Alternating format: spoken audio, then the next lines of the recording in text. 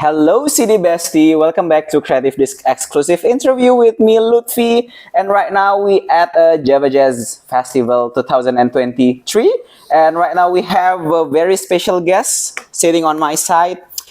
He is a guitar king of new funk music. He already touring partner with one of the unique and legendary band in funk scene called Wolfpack. Am I spelling correctly? Wolfpack, yes. Wolfpack. Sure, yeah. Wolfpack, okay. And I really like Power Station album. Thank you. Because it's very, very unique. And this is my guest today, performing on Saturday. This is Cory Wong. What's up? So, how's Jakarta? It has been wonderful. I've really enjoyed my time here. Just got in last night.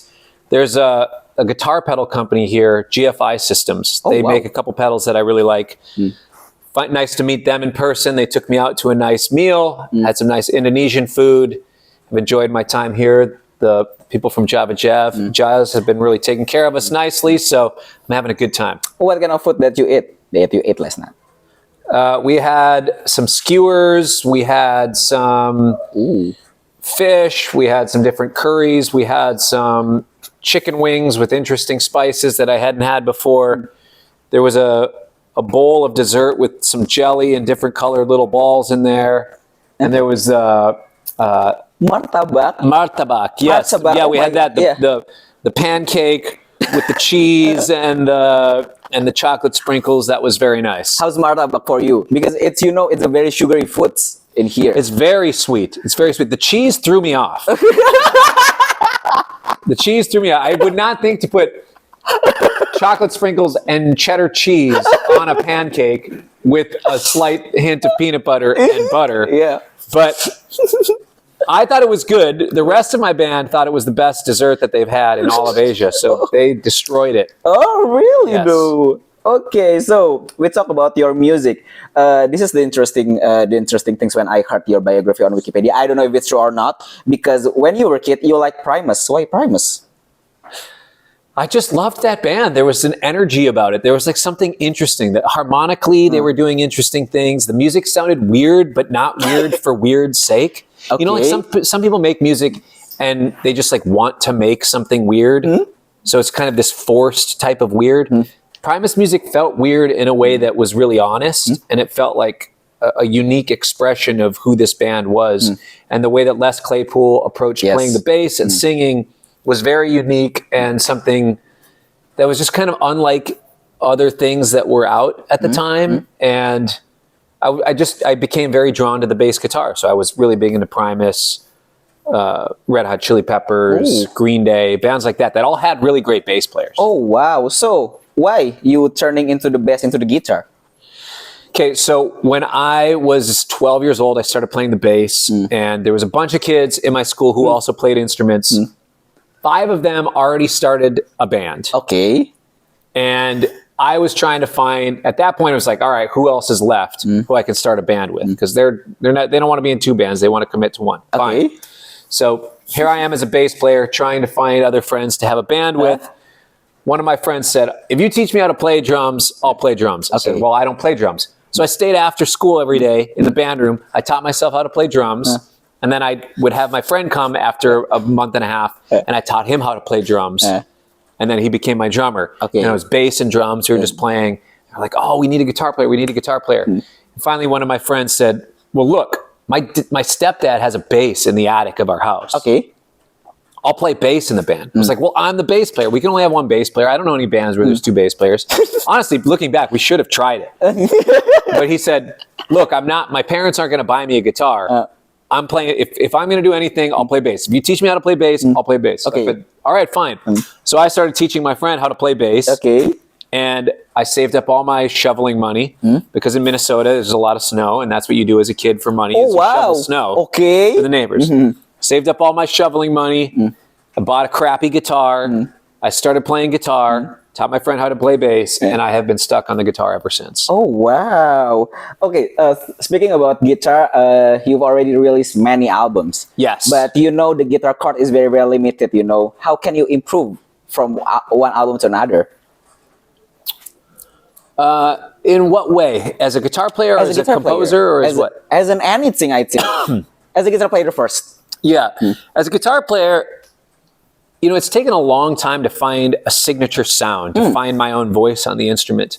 And with that, I'm continually learning how to evolve and grow in my depth of that voice and expand my, I guess, my palette of colors that I draw from that still maintain my fingerprint. Oh. Because I know there's certain things that I can play that are going to be very Cory Wong or whatever sound, you know, that people will just recognize me right away when they hear something.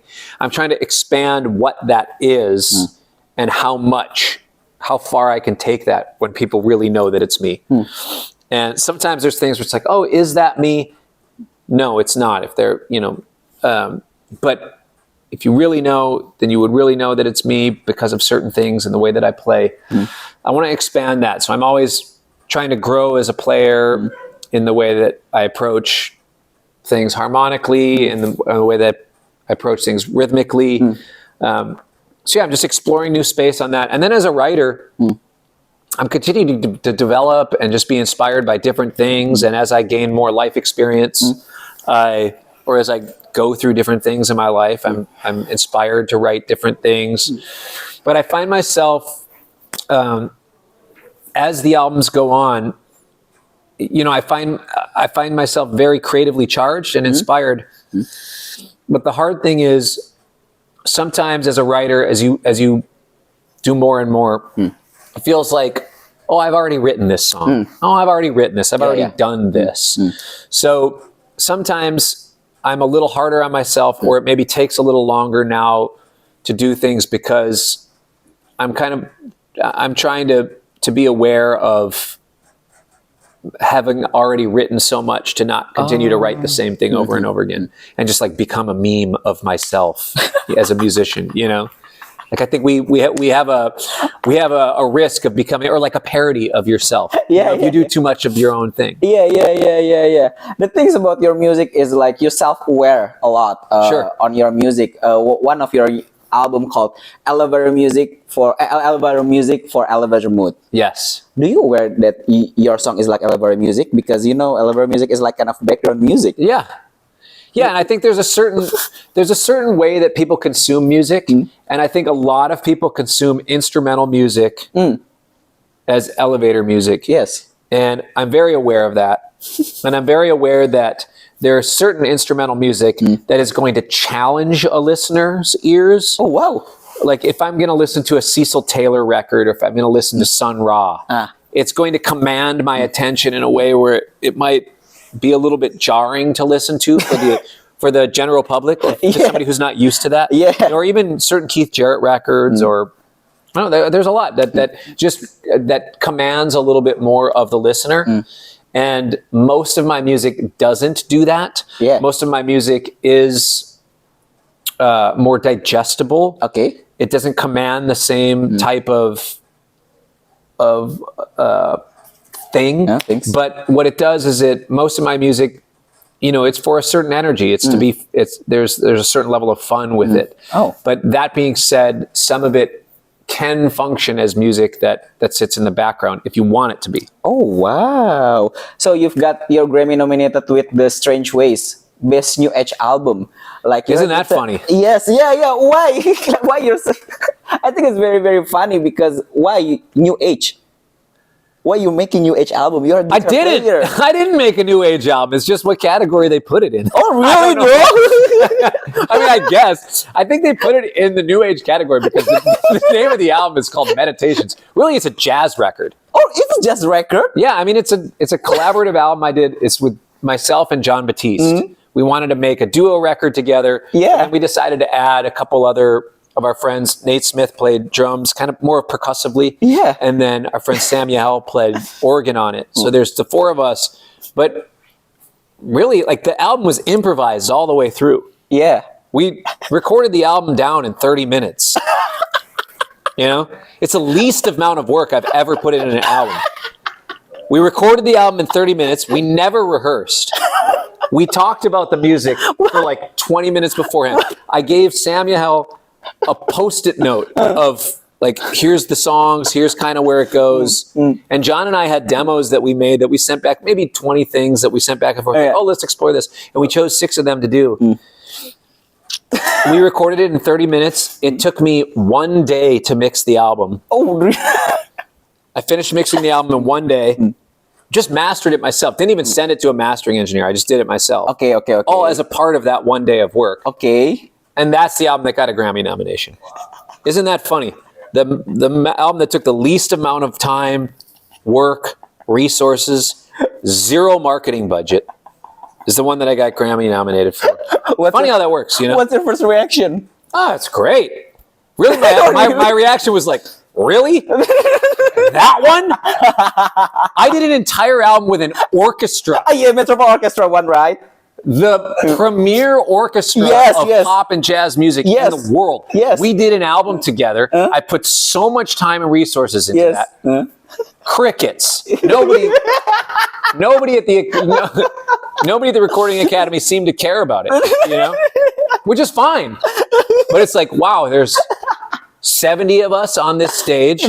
We spent 6 months on these arrangements. We spent 5 days rehearsing all day. And we recorded the album. And what? But it's all right. Like, it is part of my catalog, and it's something that I'm very proud of. But it's also like, you just don't know what's going to connect. And I think certain things will connect with certain people in the same way where, like, a lot of people on social media will spend so much time on something that's so produced and processed. And sometimes it falls on deaf ears, but then when you just kind of do your thing, sometimes that's the thing that really captures people. And that's the thing that we as creators now, artists, are trying to figure out is how can we strengthen our magnetic pull, and what is it that's most magnetic about the thing that we do. And I think that particular album, people were drawn to it at the time for whatever reason, and it had a certain thing, and it was a collaborative effort between John and I, and we really put a lot of depth into it musically, and a lot of really personal stuff that maybe is what transcended the amount of time spent making it. Was actually, like, it didn't need a lot of time to make the album, because John and I had, for a few months, just been kind of like confiding in each other about our artistic struggles, but also like finding artistic brotherhood in each other and a friendship in each other that we connected in such a deep level. And we played in so many different settings together. We played on TV a bunch together with the Late Show, where he was the band leader. Yes. And then all of a sudden we had this opportunity to play whatever we wanted and express ourselves, and to kind of be a safety net for each other. Like, he could do anything he wanted, and I wouldn't think anything of it other than that I would trust where he would go.